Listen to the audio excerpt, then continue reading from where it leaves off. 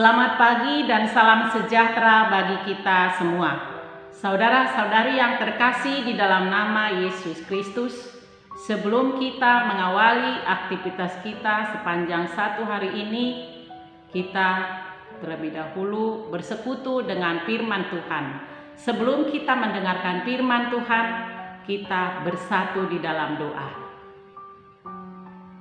Kasih karunia dan damai sejahtera dari Allah Bapa dan dari anaknya Yesus Kristus Tuhan kita. Amin.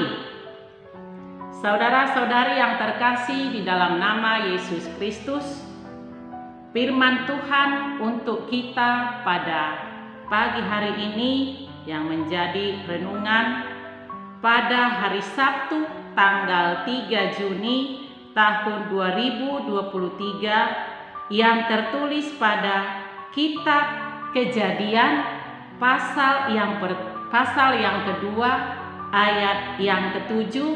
Demikian firman Tuhan. Ketika itulah Tuhan Allah membentuk manusia itu dari debu tanah dan menghembuskan napas hidup ke dalam hidungnya. Demikianlah manusia itu menjadi makhluk yang hidup. Saya akan bacakan sekali lagi. Ketika itulah Tuhan Allah membentuk manusia itu dari debu tanah dan menghembuskan napas hidup ke dalam hidungnya. Demikianlah manusia itu menjadi makhluk yang hidup. Demikian firman Tuhan. Saudara-saudari yang terkasih di dalam nama Yesus Kristus, Tuhan Allah adalah pencipta langit dan bumi dan segala isinya. Dia menciptakan segala isinya, dan penciptaan yang terakhir pada hari yang ke-6 adalah penciptaan manusia.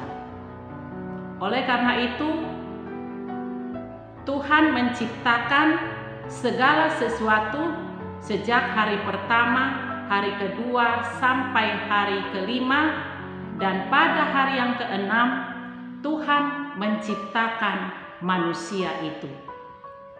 Tuhan menciptakan manusia itu segambar dengannya. Dan kalaupun manusia itu diciptakan pada hari yang ke-6, sudah terlebih dahulu alam semesta ini dan juga hewan dan tumbuh-tumbuhan.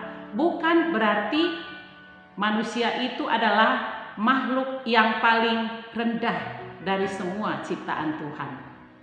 Kalaupun manusia diciptakan pada hari yang ke-6 setelah Tuhan menciptakan segala sesuatu, namun manusia itulah ciptaan yang paling tertinggi, makhluk yang hidup.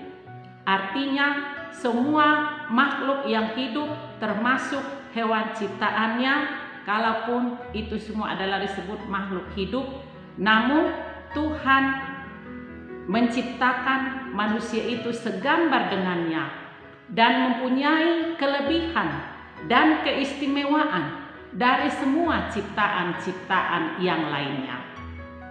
Tentunya Tuhan Allah menciptakan manusia itu dikatakan tadi di dalam nats ini, dikatakan di dalam debu tanah, atau membentuk manusia itu dari debu tanah.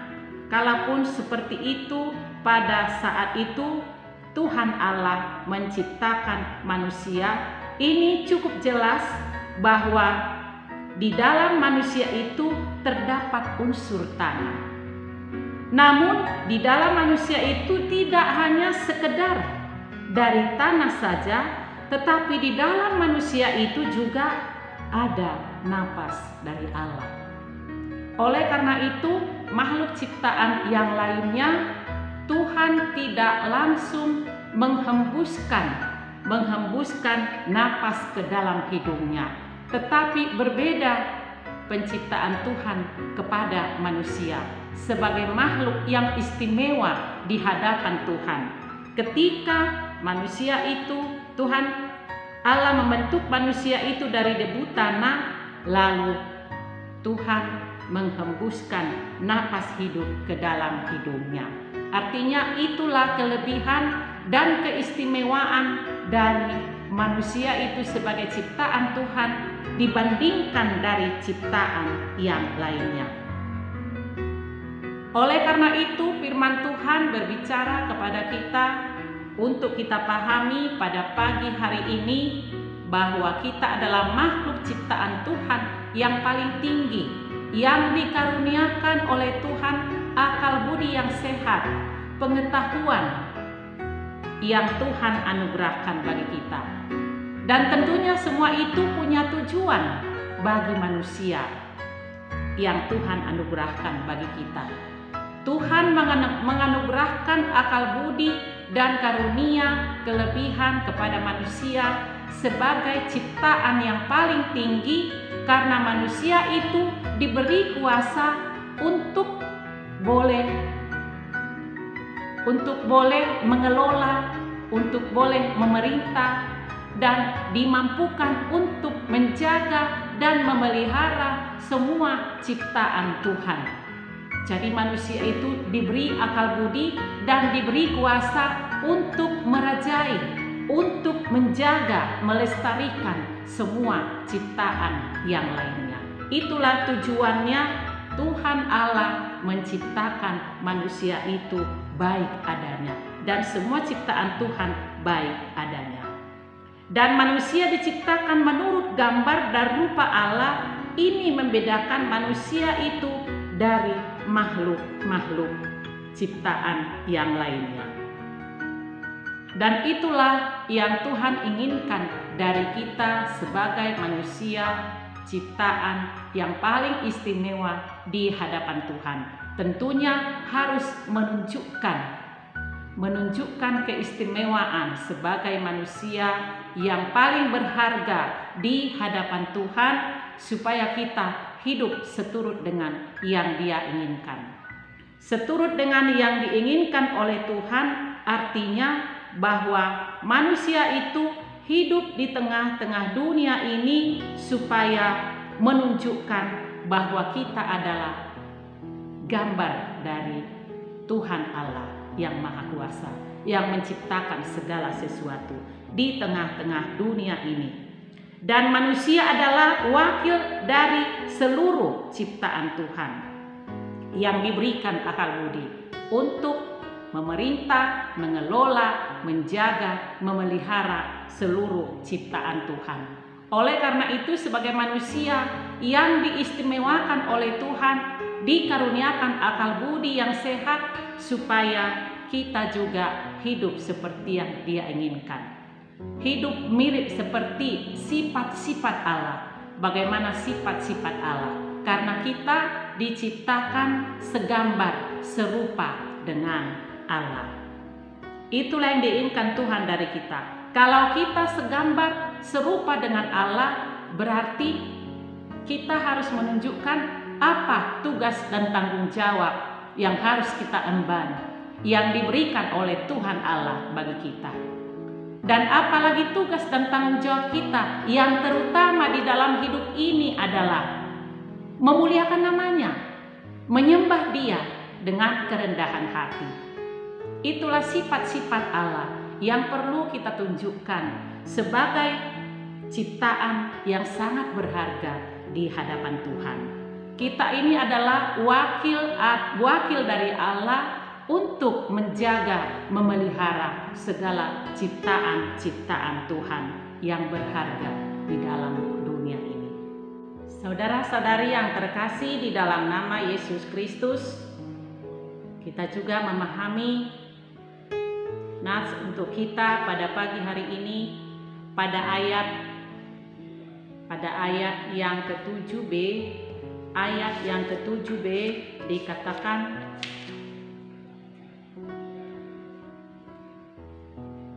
dan menghembuskan napas hidup ke dalam hidungnya. Dan menghembuskan napas hidup ke dalam hidungnya. Artinya Allah membentuk manusia dari debu tanah serta meniupkan napas hidup ke dalamnya. Artinya Allah menciptakan manusia menurut gambar dan serupa dengan Dia. Allah menciptakan manusia menurut gambar dan rupa dengan Dia. Dan Tuhan Allah berfirman, baiklah kita menjadikan manusia menurut gambar dan rupa kita, supaya mereka berkuasa atas ikan-ikan di laut, burung-burung di udara, dan atas ternak, dan atas seluruh bumi, dan atas segala binatang melala yang merayap di bumi. Yang tertulis pada kitab Kejadian pasal 1 ayat yang ke-26. Artinya kita hidup di tengah-tengah dunia ini adalah karena Tuhan sudah menghembuskan napas kehidupan bagi kita. Sehingga saat kita masih diberi Tuhan kesempatan hidup di tengah-tengah dunia ini, supaya kita hidup meneladani Dia, hidup seperti apa yang diinginkan oleh Tuhan. Saudara-saudara yang terkasih, melalui firman Tuhan untuk kita pada pagi hari ini, mari kita memohon kekuatan kepada Tuhan, agar Tuhan memberi kita kekuatan dengan bimbingan firman Tuhan senantiasa, agar kita dimampukan hidup seperti yang Dia inginkan. Amin. Tuhan memberkati kita. Mari kita berdoa.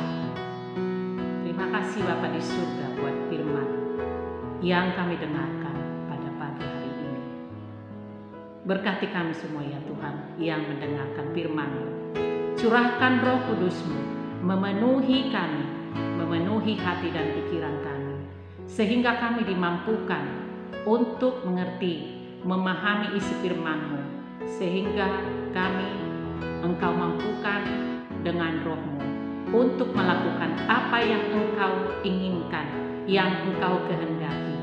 Bapa di dalam surga, di dalam melakukan aktivitas hidup kami, biarlah Tuhan yang senantiasa campur tangan, memberikan kami hikmat surgawi, agar kami senantiasa hanya memohon kekuatan kepadamu saja untuk melakukan setiap rencana dan pekerjaan kami sehari-hari.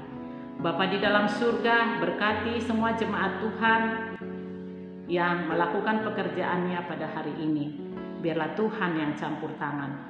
Juga kami memohon kepadamu, berikan kami semua kesehatan, kekuatan, dan iman yang teguh, agar kami senantiasa bersuka cita menjalani hari-hari hidup kami, melakukan tugas dan pekerjaan yang Tuhan anugerahkan bagi kami.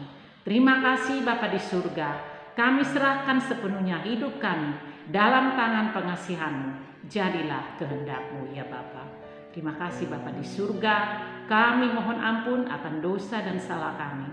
Ampuni kami ya Bapa, agar kami layak di hadapan Tuhan. Terima dan sempurnakan doa kami di dalam nama anak-Mu Yesus Kristus, Tuhan Juru Selamat kami. Kami berdoa dan bersyukur kepada Tuhan. Anugerah daripada Tuhan kita Yesus Kristus, kasih setia dari Allah Bapa, dan persekutuan Roh Kudus kiranya menyertai kamu sekalian. Amin. Saudara-saudari yang terkasih di dalam nama Yesus Kristus, Tuhan memberkati kita semua. Selamat melakukan aktivitas sepanjang satu hari ini. Tuhan Yesus memberkati kita. Salam sehat.